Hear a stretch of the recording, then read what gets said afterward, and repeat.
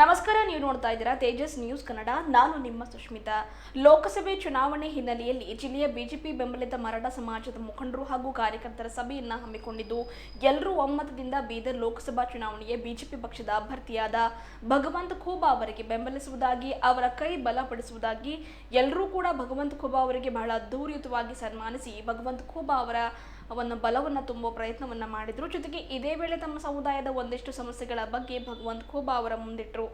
ಕಾಂಗ್ರೆಸ್ ಪಕ್ಷ ಮರಾಠಿಗರನ್ನ ಕಡೆಗಣಿಸಿದೆ, ಆದರೆ ಮರಾಠಿಗರಿಗೆ ಸಹೋದರರಂತೆ ಕಾಣುವ ಪಕ್ಷ ಬಿಜೆಪಿ ಪಕ್ಷವಾಗಿದೆ. ಬಸವ ಕಲ್ಯಾಣದಲ್ಲಿ ಶಿವಾಜಿ ಪಾರ್ಕ್ ನಿರ್ಮಾಣಕ್ಕೆ 10 ಎಕರೆ ಭೂಮಿ ಕೊಡಿಸಿದ್ದು ಭಗವಂತ ಖೂಬಾ ಅವರು. ರಾಜ್ಯದಲ್ಲಿ ಮರಾಠ ನಿಗಮ ಸ್ಥಾಪಿಸಿ ಅದಕ್ಕೆ ಬೀದರ್ ಜಿಲ್ಲೆಯ ಮರಾಠ ಮುಖಂಡರಾದ MG ಮೂಳಿಯವರಿಗೆ ಪ್ರಥಮ ಅಧ್ಯಕ್ಷರನ್ನಾಗಿ ಮಾಡಿದ್ದು ನಮ್ಮ ಬಿಜೆಪಿ ಪಕ್ಷವಾಗಿದೆ. ಜಿಲ್ಲೆಯಲ್ಲಿ ಮರಾಠಿಗರ ಕಷ್ಟ ಸುಖಕ್ಕೆ ಬರುವುದು ಬಿಜೆಪಿ ಹಾಗೂ ಭಗವಂತ ಖೂಬಾ ಅವರಾಗಿದ್ದಾರೆ. ಹಾಗಾಗಿ ಈ ಬಾರಿ ಒಂದು ಲೋಕಸಭೆ ಚುನಾವಣೆಯಲ್ಲಿಯೂ ಕೂಡ ಭಗವಂತ ಖೂಬಾ ಅವರಿಗೆ ಬೆಂಬಲಿಸುವುದಾಗಿ ಎಲ್ಲಾ ಮರಾಠ ಸಮುದಾಯದ ಮುಖಂಡರು ಮಾತನಾಡಿ ತಮ್ಮ ಅಭಿಪ್ರಾಯವನ್ನು ವ್ಯಕ್ತಪಡಿಸಿದರು. ಈ ಕುರಿತಂತೆ ಭಗವಂತ ಖೂಬಾ ಅವರು ಮಾತನಾಡಿ, ಪೂರ್ಣ ಮರಾಠ ಸಮುದಾಯದ ಮುಖಂಡರು, ಬಿಜೆಪಿಯ ಬೆಂಬಲಿಗರು, ಮರಾಠ ಸಮುದಾಯದ ಮುಖಂಡರು ಇವತ್ತು ಸಭೆ ನಡೆಸಿ ನನಗೆ ಬೆಂಬಲ ಸೂಚಿಸಿದ್ದು ನನಗೆ ಬಲ ತುಂಬಿದಂತಾಗಿದೆ. ದೇಶದ ಅಭಿವೃದ್ಧಿಗೆ, ದೇಶದ ಪರಂಪರೆಯನ್ನು ಉಳಿಸಲು ಛತ್ರಪತಿ ಶಿವಾಜಿ ಮಹಾರಾಜರು ಪರಿಶ್ರಮ ಪಟ್ಟಿದ್ರು. ಅದರಂತೆ ನರೇಂದ್ರ ಮೋದಿಯವರು ಕೂಡ ಇವತ್ತು ದೇಶದ ಅಭಿವೃದ್ಧಿಗೆ, ದೇಶದ ಪರಂಪರೆ, ಇತಿಹಾಸ, ಹಿಂದುತ್ವಕ್ಕಾಗಿ ಪರಿಶ್ರಮ ಪಡ್ತಾ ಇದ್ದಾರೆ. 10 ವರ್ಷದ ಅವಧಿಯಲ್ಲಿ ನನ್ನಿಂದ ಆದಷ್ಟು ಸೇವೆ ಮಾಡಿದ್ದೇನೆ. 10 ವರ್ಷ ಅವಧಿಯ ಕೆಲಸ ನನಗೆ ತೃಪ್ತಿ ನೀಡಿದೆ. ಮರಾಠ ಸಮಾಜ ಅಭಿವೃದ್ಧಿಗೆ ನಾನು ಬದ್ಧನಾಗಿದ್ದೇನೆ. ಹಿಂದೆಯೂ ಮರಾಠ ಸಮುದಾಯಕ್ಕಾಗಿ ಕೆಲಸ ಮಾಡಿದ್ದೇನೆ, ಮುಂದೆಯೂ ಕೂಡ ಮಾಡ್ತೇನೆ.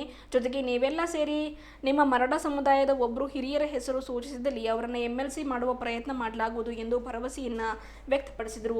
ಬಸವ ಕಲ್ಯಾಣದಲ್ಲಿ ಶಿವಾಜಿ ಪಾರ್ಕ್ ನಿರ್ಮಾಣಕ್ಕೆ 10 ಎಕರೆ ಭೂಮಿ ಕೊಡಿಸಿದ್ದು, ಪಾರ್ಕ್ ನಿರ್ಮಾಣಕ್ಕೆ ಕರ್ನಾಟಕದಲ್ಲಿ ಬಿಜೆಪಿ ಸರ್ಕಾರ ಬಂದಲ್ಲಿ ಅನುದಾನ ನೀಡುವುದಾಗಿ ಭರವಸೆ ವ್ಯಕ್ತಪಡಿಸಿದರು. ಈ ಕುರಿತಂತೆ ಮಾರುತಿರಾವ್ ಮೋಳೆ ಅವರು, ದೀಪಕ್ ಪಾಟೀಲ್ ಅವರು ಮಾತನಾಡಿ, ಇವತ್ತು ಬಿಜೆಪಿ ಬೆಂಬಲಿತ ಮರಾಠ ಸಮುದಾಯದ 8 ಕ್ಷೇತ್ರಗಳ ಸಕಲ ಮರಾಠ ಸಮುದಾಯದ ಮುಖಂಡರ ಸಭೆ ನಡೆಸಿ ಭಗವಂತ ಖೂಬಾ ಅವರಿಗೆ ಬೆಂಬಲ ಸೂಚಿಸಿದ್ದೇವೆ. ಆದರೆ ಕೆಲವೊಂದಿಷ್ಟು ಮರಾಠ ಸಮುದಾಯದವರು ಪಕ್ಷದಲ್ಲಿ ಒಳ್ಳೆಯ ಸ್ಥಾನವನ್ನು ಪಡೆದು ಎಂದು ಅವರ ವೈಯಕ್ತಿಕ ಹಿತಾಸಕ್ತಿಗಾಗಿ ದೇಶದ ರಕ್ಷಣೆ, ಹಿಂದುತ್ವಕ್ಕಾಗಿ ಇರುವ ಬಿಜೆಪಿ ಪಕ್ಷಕ್ಕೆ ದ್ರೋಹ ಮಾಡಲು ನಿಂತಿದ್ದಾರೆ. ಆದರೆ ನಾವೆಲ್ಲರೂ ಒಗ್ಗಟ್ಟಾಗಿ ಈ ಅನ್ಯಾಯವನ್ನು ತಡೆಯೋಣ. ಈ ಚುನಾವಣೆಯಲ್ಲಿ ಮತ್ತೊಮ್ಮೆ ಬಿಜೆಪಿ ಪಕ್ಷಕ್ಕೆ ಭಗವಂತ ಖೂಬಾ ಅವರಿಗೆ ಬೆಂಬಲಿಸೋಣ ಎಂದು ನಿರ್ಧಾರ ಮಾಡಲಾಗಿದೆ ಎಂದರು. 10 ವರ್ಷದ ಅವಧಿಯಲ್ಲಿ ಭಗವಂತ ಖೂಬಾ ಅವರು ಕಪ್ಪು ಚುಕ್ಕೆ ಇಲ್ಲದೆ ತಮ್ಮ ಕೈಲಾದಷ್ಟು ಸೇವೆ ಮಾಡಿದ್ದಾರೆ. ಅವರ ಆಡಳಿತ ಅವಧಿಯಲ್ಲಿ ಯಾವುದೇ ಜಾತಿಗೆ ಸೀಮಿತವಾಗಿ ಇರದೆ, ಯಾವುದೇ ಜಾತಿ ಭೇದ ಭಾವ ಮಾಡದೆ ಜನರ ಅಭಿವೃದ್ಧಿಯನ್ನ ಮಾಡಿದ್ದಾರೆ. ಆದರೆ ಕಾಂಗ್ರೆಸ್ಸಿಗರು ಹಾಗೂ ಖಂಡ್ರೆ ಪರಿವಾರದವರು ಮರಾಠ ಸಮುದಾಯದ ಬಗ್ಗೆ ಮಾತನಾಡುವ ನೈತಿಕ ಹಕ್ಕು ಅವರಿಗಿಲ್ಲ. ಮರಾಠ ಸಮುದಾಯವನ್ನ ತುಳಿಯುವ ಪ್ರಯತ್ನ ಖಂಡ್ರೆ ಪರಿವಾರದವರು ಮಾಡಿದ್ದಾರೆ. ಮರಾಠ ಸಮುದಾಯ ಬೆಳೆಯದಂತೆ ಷಡ್ಯಂತ್ರ ರಚಿಸಿದ್ದಾರೆ ಎಂದು ಆಪಾದಿಸಿದರು. ಮರಾಠ ಸಮುದಾಯದ ಬಗ್ಗೆ ಭಗವಂತ ಖೂಬಾ ಅವರಿಗೆ ಅಪಾರ ಕಾಳಜಿ, ಕಳಕಳಿ ಇದೆ. ಹಾಗಾಗಿ ಮುಂಬರುವ ಲೋಕಸಭಾ ಚುನಾವಣೆಯಲ್ಲಿ ಭಗವಂತ ಖೂಬಾ ಅವರಿಗೆ ಬೆಂಬಲಿಸುವುದಾಗಿ ನಾವೆಲ್ಲ ಸೇರಿ ನಿರ್ಧಾರ ಮಾಡಿದ್ದೇವೆ ಎಂದು ತಿಳಿಸಿದರು. ಈ ಸಂದರ್ಭದಲ್ಲಿ ಬೀದರ್ ದಕ್ಷಿಣ ಕ್ಷೇತ್ರದ ಶಾಸಕರಾದ ಡಾ ಶೈಲೇಂದ್ರ ಬೆಲ್ದಾಳೆ, ಹುಮ್ನಾಬಾದ್ ಶಾಸಕರಾದ ಸಿದ್ದು ಪಾಟೀಲ್, ಬಿಜೆಪಿ ಜಿಲ್ಲಾಧ್ಯಕ್ಷರಾದ ಸೋಮನಾಥ್ ಪಾಟೀಲ್, ಮಾಜಿ ಶಾಸಕರು ಹಾಗೂ ಮರಾಠ ನಿಗಮ ಮಂಡಳಿಯ ಮಾಜಿ ಅಧ್ಯಕ್ಷರಾದ MG ಮೂಳೆ, ದಿಗಂಬರ್ ರಾವ್ ಮುರ್ಕಿ, ಅಶೋಕ್ ಪಾಟೀಲ್ ಹುಕ್ರಾಣ, ರಮೇಶ್ ಪಾಟೀಲ್ ದಾಬ್ಕಾ, ಶರತ್ ಪಾಟೀಲ್, ರಾಜ್ಕುಮಾರ್ ಪಾಟೀಲ್ ಲಖನ್ಗಾಂವ್, ಬಾಲಾಜಿ ವಾಡೇಕರ್ ಕೇರೂರ್, ಸುಭಾಷ್ ರಾವ್ ಬಿರಾದರ್ ಬೇರಿ, ನಾಗನಾಥ್ ರಾವ್ ಬಗದೂರೆ, ಬಾಬುರಾವ್ ಕಾರ್ಬಾರಿ, ಅಶೋಕ್ ಪಾಟೀಲ್ ಮೆಹಕರ್, ನೇತಾಜಿ ಬಿರಾದರ್, ಸತೀಶ್ ವರ್ಸೆ ಏಕಂಬ, ಓಂ ಪ್ರಕಾಶ್ ಪಾಟೀಲ್ गंगनबीड, ನಿಖಿಲ್ ಜಾಧವ್ ದಾಬ್ಕಾ, ನಾರಾಯಣ್ ಪಾಟೀಲ್, संजीव पाटील हिप्पळगाव ಸೇರಿದಂತೆ ಇನ್ನಿತರರು ಇದ್ದರು. कुठल्याही समाजाचा प्रश्न सुटणार नाही. पण ह्या 15 दिवसामध्ये जे काही विचार जिल्ह्यामध्ये विशेष करून मराठा समाजामध्ये चर्चा झाली, माझ्यापेक्षा जास्त परेशान इथं बसलेले लोक तुम्ही परेशान आहात.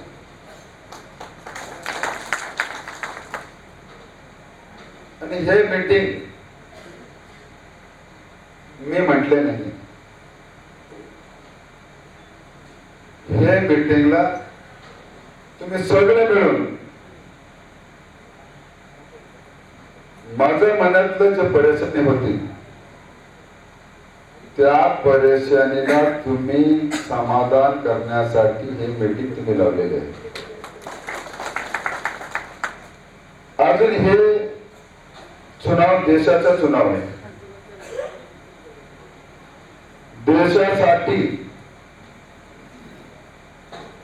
आम्ही कुठले आमचे पक्ष आमचे वडील छत्रपती शिवाजी महाराज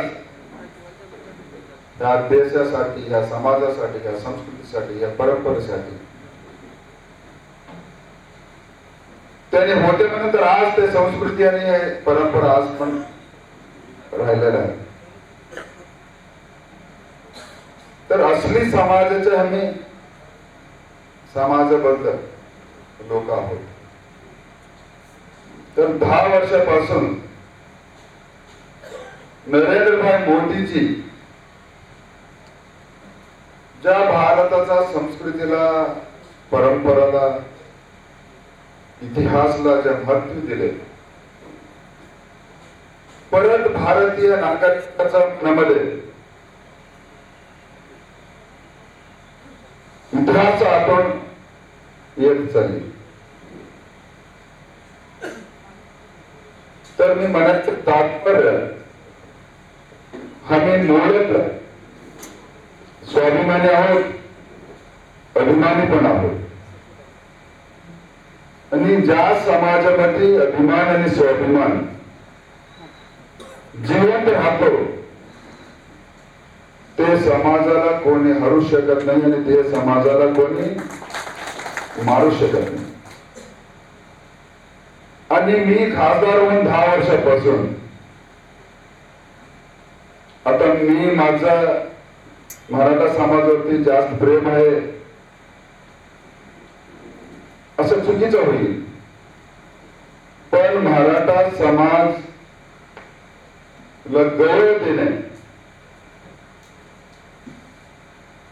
अभिमान करणे हे माझ्या आईनं मला शिकवलेले आहे. जोपर्यंत समाजाला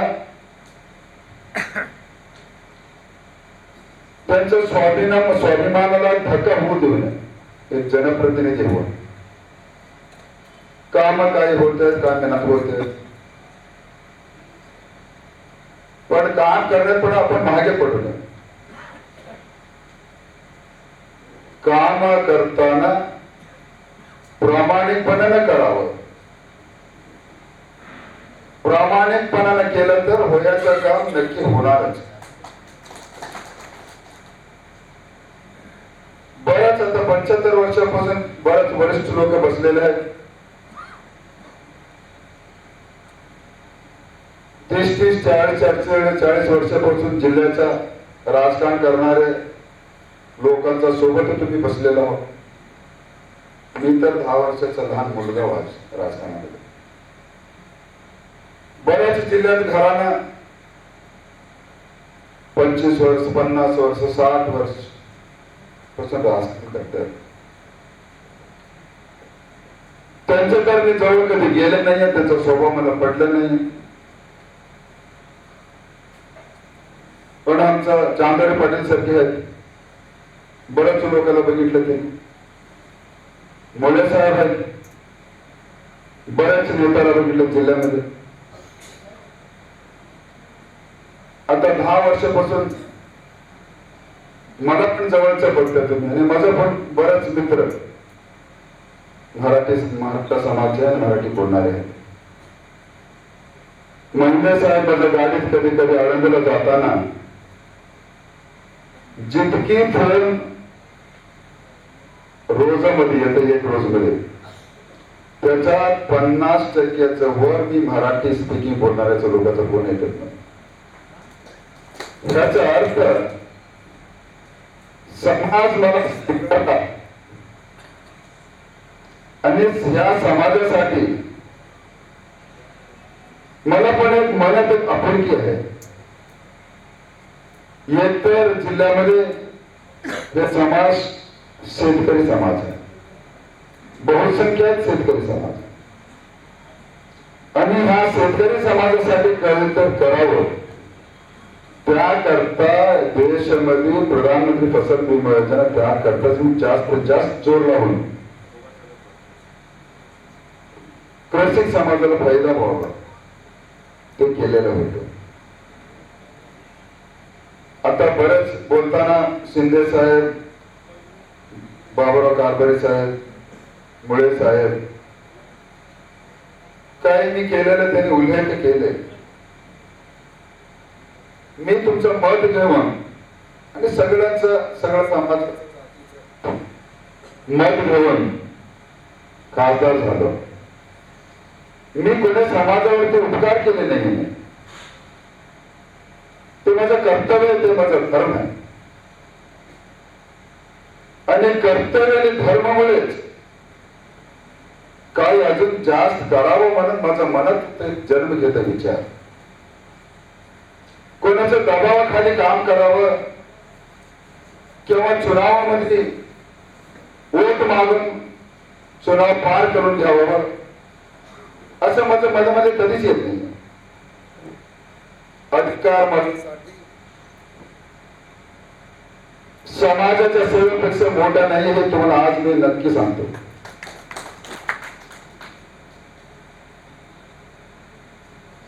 बरंच मी मुळे साहेबांना तर मागच्या एक आठवड्यामध्ये साहेब या प्रश्नाला कसं मी समाधान करावं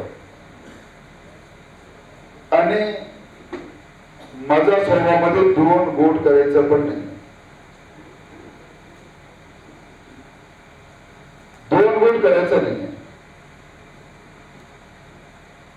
एका लहान विषयावर घेऊन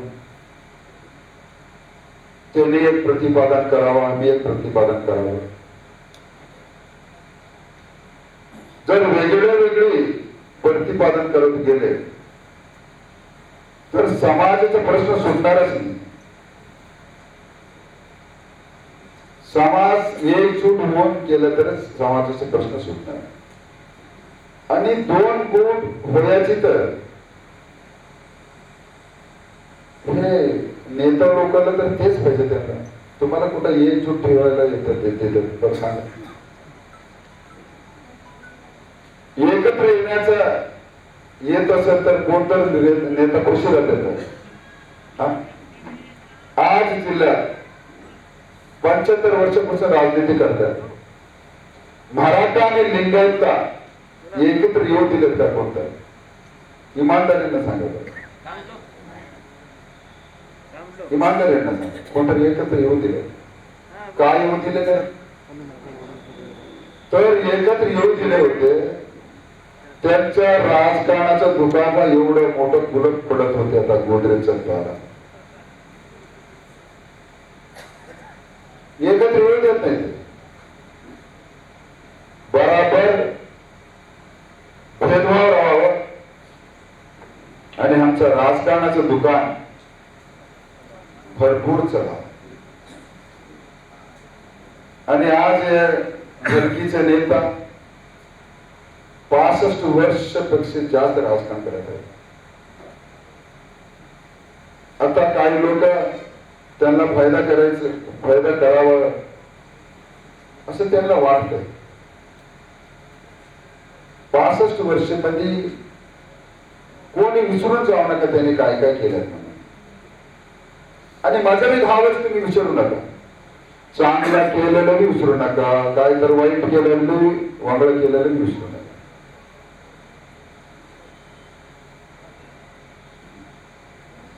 आता काही लोकांचं मीटिंग रात्री 2 वाजता होते.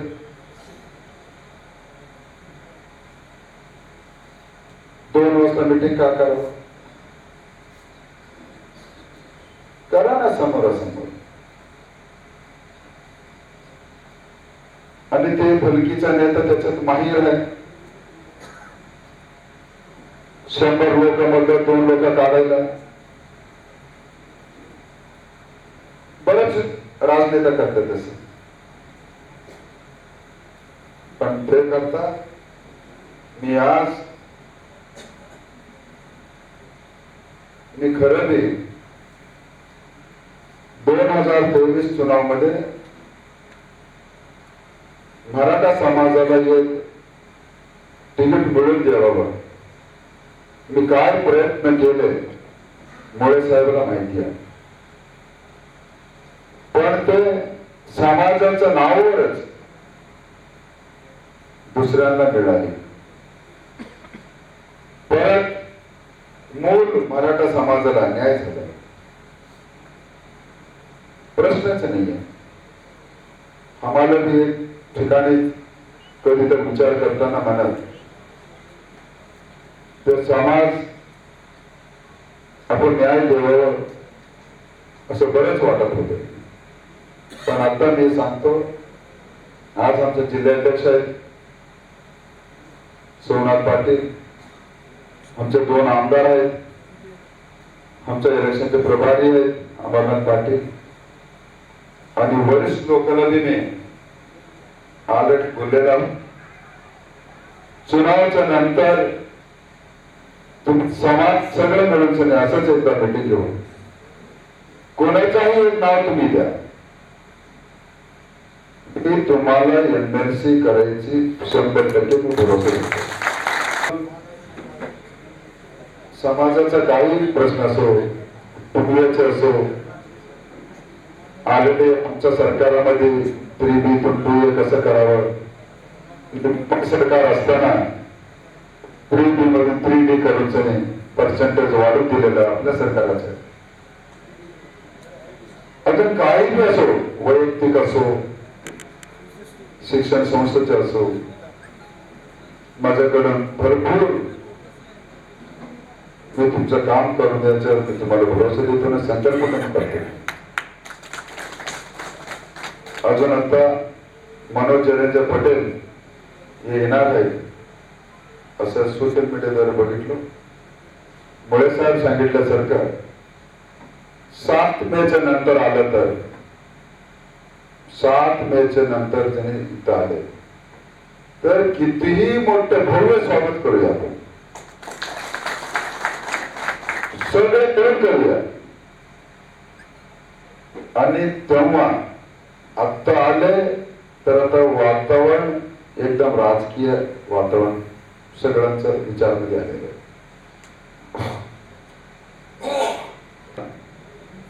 एक विचारानं समर्थन नाही. आता काँग्रेसवाले एक नमुन्याने चर्चा करतात, बीजेपी वाले एक नमुना विचार करतात, आणि तिकडे पण नाही इकडे नाही ते लोक एक विचार करतात. पोलरायझेशन होत आहे. त्याकरता सगळं समाज मिळून ते मनोज पाटील आहेत त्याने प्रयत्न करा. जर 7 मेच नंतर आलं तर बरंच होईल. एखाद्या वेळेस त्यांना मी काय तर ग्राउंडचा रिपोर्ट नीट बोललेलं नसतो, माहित नसतो, ते करून द्यायचे काम आपल्या ह्याचं. ते इथलं ग्राउंड रिपोर्ट आता त्याने मी घेतीलच. आता हे सगळं जे चर्चा होत राहत आहे त्याचं मी बरेच माणूस आता उदगीरला असेल, लातूरला असेल, इथला हलचलचा रिपोर्ट त्याने घेतीलच. आणि काही समाज वरिष्ठ त्यांना संपर्क साधावा.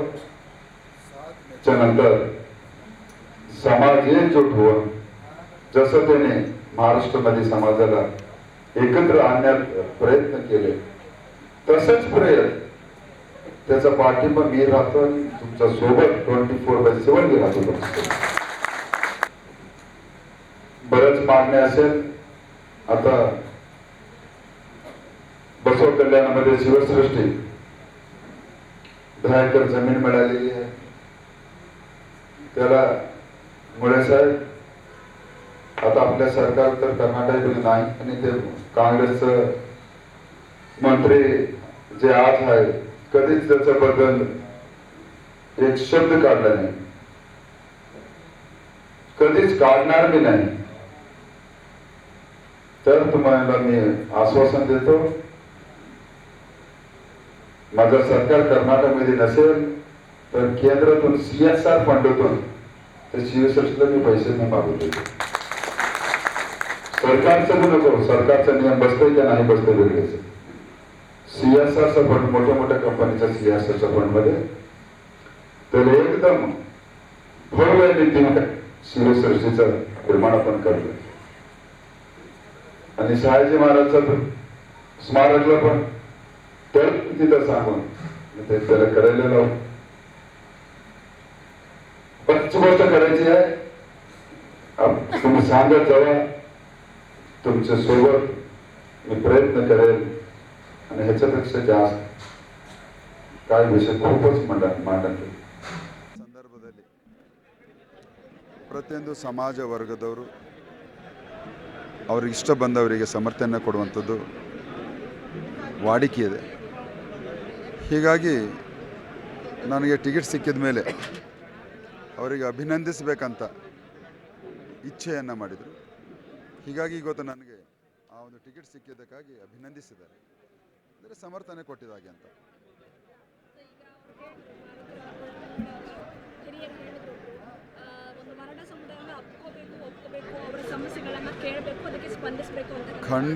ಖಂಡಿತವಾಗಿಯೂ ಮರಾಠ ಸಮಾಜ ಒಂದೇ ಅಲ್ಲ, ರಾಜಕೀಯ ಪಕ್ಷದ ರಾಜಕೀಯ ನೇತಾರರಾಗಿ ಎಲ್ಲ ಜಾತಿ ಧರ್ಮದವರನ್ನು ಒಪ್ಪಿಕೊಳ್ಳಬೇಕು ಮತ್ತು ಅಪ್ಪಿಕೊಳ್ಳಬೇಕು. ಅದೇ ರಾಜಧರ್ಮ ಆಗ್ತದೆ. ಹೀಗಾಗಿ ಈ ಸಮಾಜದಲ್ಲಿ ಅವರಿಗೆ ಏನಾದರೂ ಆ ಥರ ಅನಿಸಿದರೆ ಖಂಡಿತವಾಗಿಯೂ ಅವರಿಗೆ ತಿಳಿ ಹೇಳಿ ಅವರನ್ನ ಒಪ್ಪುತ್ತೀವಿನೋ ಅಪ್ಕೊಳ್ತೀವಿ. ಸಭೆ ಒಳ್ಳೆಯ ಇತ್ತು. ನಮ್ಮ ಬಗ್ಗೆ, ನಮ್ಮ ಡಿಮಾಂಡ್ ಬಗ್ಗೆ, ನಮ್ಮ ಪರಿಸ್ಥಿತಿ ಬಗ್ಗೆ ಎಲ್ಲ ಇಬ್ಬರು ಶಾಸಕರು MP ಅವರು ಅವರಿಗೆ ಅರಿವು ಮಾಡಿಕೊಂಡು ನಮ್ಮ ಸಮಾಜ ಎಲ್ಲ ಏಳಿಗೆಗಾಗಿ ಏನು ಮಾಡಬೇಕೆಲ್ಲ ಮಾಡ್ಲಿಕ್ಕೆ ಆಶ್ವಾಸನೆ ಕೊಟ್ಟಾರ. ಸಭಾ ಎಲ್ಲ ನೋಡಿ, ರಾಜಕೀಯ ಇದೆ, ಯಾವುದಾದ ಪಕ್ಷದ ಪ್ರಕಾರ ಎಲ್ಲ ಕಡೆ ಇರ್ತಾರೆ. ನನ್ನ ಮರಾಠ ಸಮಾಜನೂ ಇಲ್ಲ, ಲಿಂಗಾಯತ ಸಮಾಜ ಇಷ್ಟು ಖಂಡ್ರಿ ಹರ, ಭಗವಂತ ಖುಬಾರ್ ಹರ, ಹಂಗೆ ಮರಾಠ ಸಮಾಜದವನು ಎಲ್ಲ ಪಕ್ಷದಾಗ ಇರ್ತಾರೆ. ಬಟ್ ನಾವು ಮರಾಠ ಸಮಾಜ ಬಗ್ಗೆ ಚಿಂತನೆ ಮಾಡಿದ್ರೆ, ಸಮಾಜ ಬಗ್ಗೆ ಏನು ನಾವು ಬೇಡಿಕೆ ಕೊಟ್ಟಿದ್ದೀವಿ ಅದಕ್ಕೆ ಒಪ್ಕೊಂಡ್ರೆ ಅವರು.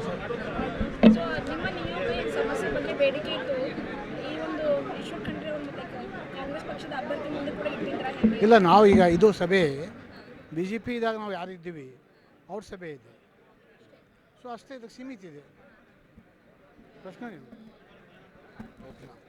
Thank you.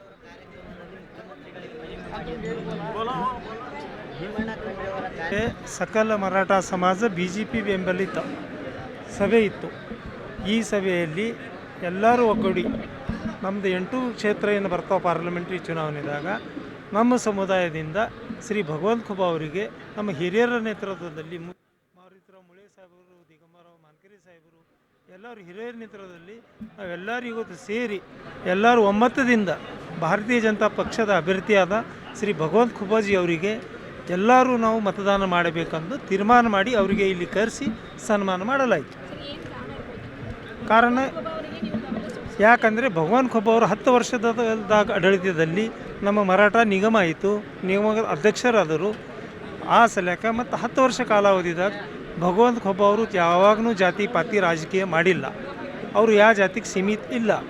ಮತ್ತು ನಮ್ಮ ಸಮಾಜದ ಬಗ್ಗೆ ಅವರಿಗೆ ಅನುಕಂಪ ಇದೆ.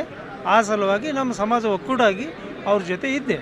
ಕೆಲವರಿಗೆ ಅದು ಇಷ್ಟ ಇಲ್ಲ, ಅದು ಅವ್ರು ಹೋಗ್ಬೋದು, ಬಟ್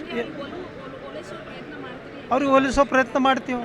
ಸಮಾಜ ಒಗ್ಗಟ್ಟಿದ್ದರೆ ಒಳ್ಳೇದಿರ್ತದೆ, ಅವ್ರಿಗೆ ಭೀ ಒಲಿಸೋ ಪ್ರಯತ್ನ ಮಾಡ್ತೀವಿ. ಎಲ್ಲರೂ ಸೇರಿ ಮಾಡ್ಬೇಕಂತ ಮಾಡ್ತೀವಿ. ಇವಾಗ ಒಬ್ಬೊಬ್ಬರು ಹೇಳಿದವರು ಎಲ್ಲರೂ ಒಟ್ಟಾಗಿ ಇರ್ರಿ, ಚುನಾವಣೆ ನಂತರ ಮುಗಿದಿನ ಮೇಲೆ ನಾನು MP ಆಗಿದ ತಕ್ಷಣ ನಿಮ್ಮ ಸಮಾಜದಿಂದ ಒಂದು ಹೆಸರು ಕೊಡ್ರಿ, ನಾ MLC ಮಾಡ್ತೀನಿ ಅಂತ ಅವ್ರು ಆಶ್ವಾಸನೆ ಕೊಟ್ಟಿದ್ದಾರೆ. ಅವ್ರ ಆಶ್ವಾಸನೆ 10 ವರ್ಷದಾಗ ಇವತ್ತಿನ ತನ ಯಾವಾಗಲೂ ಅವರು ಅದು ಪೂರ್ತಿ ಮಾಡಿಲ್ಲ ಅಂತ ಒಂದು ಭೀ ಉದಾಹರಣೆ ಇಲ್ಲ. ಅವ್ರು ಸುಳ್ಳು ಹೇಳುವಂಥ ವ್ಯಕ್ತಿ ಇಲ್ಲ. ಅದರ ಸಲಕ್ಕೆ ಅವ್ರ ಮೇಲೆ ನಮಗೆ ಪೂರ್ತಿ ನಂಬಿಕೆ ಇದೆ. ಮತ್ತು ಕಾಂಗ್ರೆಸ್ ಪಕ್ಷದವರಿಗೆ ನಮ್ಮ ಮರಾಠ ಸಮಾಜ ಬಗ್ಗೆ ಮಾತಾಡಲಿಕ್ಕೆ ಅವಕಾಶ ಇಲ್ಲ. ಖಂಡ್ರೆ ಪರಿವಾರದವರು ಮರಾಠ ಸಮಾಜ ಬಗ್ಗೆ ಮಾತಾಡಬಾರ್ದು, ಇದು ನನ್ನ ಮಾನವಿ. ಅವರು ಯಾಕೆ ಅಂದರೆ, ಭಾಲ್ಕಿಯಲ್ಲಿ ಒಂದು ಸಣ್ಣ ಉದಾಹರಣೆ ಹೇಳ್ತೀನಿ. ನಿಟೂರದಲ್ಲಿ ಜಿಲ್ಲಾ ಪಂಚಾಯತ್ ಸಾಮಾನ್ಯ ವರ್ಗಕ್ಕೆ ಮೀಸಲಾಗಿತ್ತು. ಭಾಲ್ಕಿ ಕ್ಷೇತ್ರದಲ್ಲಿ ಮೀಸಲು ನಮ್ಮ ಜನರಲ್ ಸಲಕಾಗಿತ್ತು. ನಿಟೂರು ಸರ್ಕಲಲ್ಲಿ 80% ಮರಾಠ ಸಮುದಾಯ ಇರ್ತದೆ. ಬಟ್ ಅಲ್ಲಿ ಅವರು ಬ್ರಾಹ್ಮಣರಿಗೆ ಟಿಕೆಟ್ ಕೊಟ್ಟರು. ನಮ್ಮ ಮರಾಠರಿಗೆ ಅವರು ಮುಂದೆ ಬರ್ಲಿಕ್ಕೆ ಅವಕಾಶ ಕೊಡಲಿಲ್ಲ. ಅವರು ಇಡೀ ಅವರ ರಾಜಕೀಯದಲ್ಲಿ ಅವರು ಒಂದು ಮರಾಠ ಮನುಷ್ಯಗೆ ಏನರ ಬೆಳೆಸಿದ್ದು ಒಂದು ಉದಾಹರಣೆ ಹೇಳಬೇಕು, ಆವಾಗ ನಾವು ಅವ್ರ ಬಗ್ಗೆ ವಿಚಾರ ಮಾಡ್ತೇವೆ. ಧನ್ಯವಾದ.